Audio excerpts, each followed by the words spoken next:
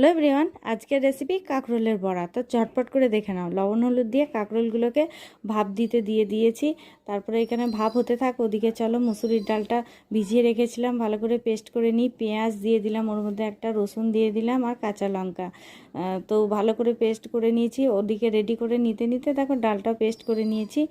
তারপরে কাঁকরোলগুলোকে জল ঝরিয়ে রেখে দিয়েছি। ওই ডালের মধ্যে আবার হলুদ গুঁড়ো, লঙ্কার গুঁড়ো, জিরে গুঁড়ো, অল্প পরিমাণ চিনি আর বেসন দিয়েছি। ভালো করে ফাটিয়ে নেব এবং অনেকক্ষণ ধরেই ফাটাবো। এটাকে ফাটিয়ে নিয়ে তারপরে দেখো এই কাঁকরোলগুলোকে জল ঝরানো, তো এপিট ওপিট ভালো করে এই ডালটাকে মেখে নেব। দিয়ে তারপরে দেখো ওই একটা একটা করে আমি এই তেলের মধ্যে দিয়ে দিয়েছি। আমি এটা সর্ষের তেল দিয়ে ভাজছি, কারণ খেতে সর্ষের তেলে বেশি টেস্ট হয়। তো চলো ঝটপট করে দেখা নাও। একটা একটা করে আমি অনেকগুলোই বড়া ভেজে নিয়েছি। তো এই দেখো রেডি হয়ে গেছে। কেমন হয়েছে অবশ্যই কমেন্ট করে জানাবে। আর তোমরা রেসিপিটা ভালো লেগে থাকলে লাইক, কমেন্ট, শেয়ার করে